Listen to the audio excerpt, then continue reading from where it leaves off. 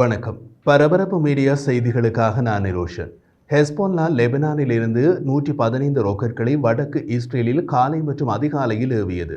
இஸ்ரேலிய பாதுகாப்பு படைகளின் கூற்றுப்படி சில ஏவுகணைகள் இடைமறைக்கப்பட்டன, மீதமுள்ளவை திறந்த பகுதிகளில் போய் வீழ்ந்தன. மேல் கலிலி, மேற்கு கலிலி மற்றும் கோலன் பீடபூமி மீதான தாக்குதல்களில் காயங்கள் எதுவும் இல்லை.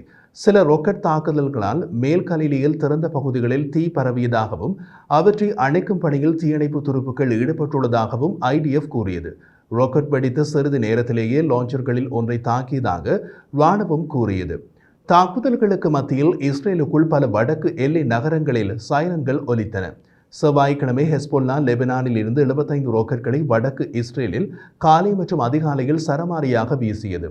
இஸ்ரேலிய பாதுகாப்பு படைகளின் கூற்றுப்படி சில ஏவுகணைகள் இடைமறைக்கப்பட்டன, மீதமுள்ளவை திறந்த பகுதிகளை தாக்கின.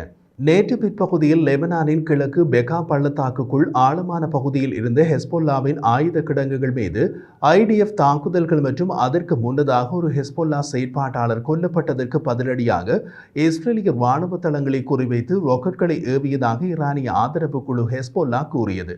கொல்லப்பட்ட ஹெஸ்போல்லா செயற்பாட்டாளரின் பெயர் என்ன என்பதை இஸ்ரேலோ ஹெஸ்போல்லாவோ வெளியிடவில்லை என்பதால் அவர் பெரிய முக்கியத்துவம் உள்ள நபராக தெரியவில்லை. ஈரானிய தலைநகர் டெஹ்ரானில் ஹமாஸின் தலைவர் இஸ்மாயில் ஹனியே கொல்லப்படுவதற்கு சில மணி நேரத்திற்கு முன் லெபனான் தலைநகர் பெய்ரூட்டில் ஹெஸ்போல்லாவின் மூத்த தளபதி ஃபுவாட் ஷுக்ர் கொல்லப்பட்ட போது அதற்கு மிக கடுமையான பதிலடி இஸ்ரேலுக்கு கொடுக்கப்படும் என்று ஹெஸ்போல்லா அறிவித்தது. ஹெஸ்போல்லாவின் மூத்த தளபதி ஃபுவாட் ஷுக்ர் விமான தாக்குதலில் கொல்லப்பட்டதற்கு இஸ்ரேல் உரிமை கோரியிருந்தது. காசா போர் தொடங்கிய பின் இஸ்ரேலால் கொல்லப்பட்ட அதி உயர்மட்ட ஹெஸ்போல்லா தளபதி ஃபுவாட் ஷுக்ர் தான். அவர் கொல்லப்பட்டு 3 வாரங்கள் ஆகிவிட்ட நிலையிலும் ஹெஸ்போல்லா சபதம் செய்த கடும் பதிலடி இன்னமும் கொடுக்கப்படவில்லை. மாறாக இப்போது ஒரு ஹெஸ்போல்லா செயற்பாட்டாளர் கொல்லப்பட்டதற்கு பதிலடியாக 75 ராக்கெட்களை வடக்கு இஸ்ரேலை நோக்கி ஏவியதாக அறிவித்துள்ளது ஹெஸ்போல்லா. அதேபோல ஈரானும் தமது தலைநகரில் சொந்த பாதுகாப்பு வலயத்திற்குள் இருந்த ஹமாஸின் தலைவர் இஸ்மாயில் ஹனியை கொல்லப்பட்டதற்கு இஸ்ரேல் மீது குற்றம் சாட்டி கடும் பதிலடி கொடுப்போம் என்று சபதம் செய்தது. அவர் கொல்லப்பட்டது ஜூலை மாதம் 31ஆம் தேதி. இன்று ஆகஸ்ட் மாதம் 21ஆம் தேதி. ஹனியை கொல்லப்பட்டு 3 வாரங்கள் ஆகிவிட்ட நிலையிலும் ஈரான் சபதம் செய்த கடும் பதிலடி இன்னமும் கொடுக்கப்படவில்லை. ஈரானிய தலைநகர் டெஹ்ரானில் கொல்லப்பட்டவர் ஈரானிய ஆதரவு குழு ஹமாஸின் பிரதான தலைவர் இஸ்மாயில் ஹனியே என்ற போதிலும் ஈரான் சபதம் செய்த கடும் பதிலடி இன்னமும் வரவில்லை. ஒருவேளை கடும் பதிலடி கொடுப்பதற்கு கடும் ஏற்பாடுகள் செய்யப்படுகின்றனவோ என்னவோ. ஹமாஸ் ஆதரவாளர்கள் ஈரானின் கடும் பதிலடிக்காக இன்னமும் எவ்வளவு காலம் காத்திருக்க வேண்டும் என்று தெரியவில்லை. மற்றவர்கள் 1 வாரம் காத்திருந்து பார்த்துவிட்டு வேறு சோழியை கவனிக்க போய்விட்டார்கள். நாம் தான் 3 வாரங்கள் ஓடிவிட்டது என்பதை ஈரானுக்கும் ஹெஸ்போல்லாவுக்கும் நினைவுபடுத்த வேண்டியுள்ளது. லெபனானுக்குள் ஆழமான பகுதிகள் மீது இஸ்ரேலிய தாக்குதல்கள் ஒப்பீட்டளவில் அரிதானவை. அத்துடன் பொதுவாக ஹெஸ்போல்லா இஸ்ரேலுக்குள் ஆழமான பகுதிகளில் நடத்தும் தாக்குதல்களுக்கு பதிலடி கொடுக்கும் விதத்தில் இருக்கும். லெபனானின் நாபீச்சிட், பால்பெக் நகரங்கள் மீது இஸ்ரேலிய விமான தாக்குதல்கள் நடந்ததாக கூறப்படுகிறது. இந்த 2 நகரங்களும் இஸ்ரேலிய எல்லையிலிருந்து முறையே 70 மற்றும் 74 கிலோமீட்டர் தொலைவில் உள்ளன. இவை இஸ்ரேலுக்குள் நடந்த எந்த தாக்குதலுக்கான பதிலடி என்பதை இதுவரை IDF வெளியிடவில்லை. இஸ்ரேல் ஹெஸ்போல்லா தளபதிகளை குறிவைத்து நடத்தும் இலக்கு தாக்குதல்களை தொடர்ந்தும் நடத்துகிறது. IDF நேற்று இரவு தெற்கு லெபனானில் டெய்ர்கானூனில் ஒரு விமான தாக்குதலை நடத்தியது. அதில் லெபனானின் டெய்ர்கானூனில் ஒரு காரில் பயணித்துக் கொண்டிருந்த ஹெஸ்போல்லா தளபதி ஒருவர் கொல்லப்பட்டார். கொல்லப்பட்ட தளபதியின் பேர் ஹுசைன் சுலைமான் என்று IDF அடையாளம் கண்டுள்ளது. சுலைமான் ஹெஸ்போல்லாவின் ராக்கெட் மற்றும் ஏவுகணை பிரிவின் முக்கிய தளபதி என்றும் IDF குறிப்பிட்டுள்ளது. ஹுசைன் சுலைமான் கொல்லப்பட்டதை உறுதி செய்து ஹெஸ்போல்லா அவரது புகைப்படத்துடன் அஞ்சலி அறிக்கை வெளியிட்டுள்ளது. பெரும்பாலும் லெபனானில், ஆனால் சில சிரியாவில் நடந்து வரும் தாக்குதல்களின் போது இஸ்ரேலால் கொல்லப்பட்ட 415 உறுப்பினர்களை ஹெஸ்போல்லா இதுவரை பெயரிட்டுள்ளது. லெபனானில் வேறு ஈரானிய ஆதரவு இயக்கங்களை சேர்ந்த மேலும் 72 செயற்பாட்டாளர்கள், ஒரு லெபனான் சிப்பாய் மற்றும் டசன் கணக்கான பொதுமக்கள் கொல்லப்பட்டுள்ளனர். இஸ்ரேல் ஹெஸ்போல்லாவின் தளபதிகள் மீது தொடர்ந்து தாக்குதல் நடத்தும் நிலையில் ஏதோ ஒரு சந்தர்ப்பத்தில் ஹெஸ்போல்லா இஸ்ரேலுடன் முழு அளவிலான போர் புரிய வேண்டிய சூழ்நிலை ஏற்படும். அதை தாங்கும் சக்தி லெபனானுக்கு உள்ளதா? போரை தொடங்கினால் லெபனானுக்குள் ஹெஸ்போல்லாவுக்கு ஆதரவு உள்ளதா? இஸ்ரேலையும் லெபனானையும் பிரிப்பது ஐநாவால் ஏற்படுத்தப்பட்ட தற்காலிக எல்லை. அதன் பெயர் நீலக்கோடு. இந்த நீலக்கோடு உலகின் மிகவும் கொந்தளிப்பான எல்லைகளில் ஒன்று.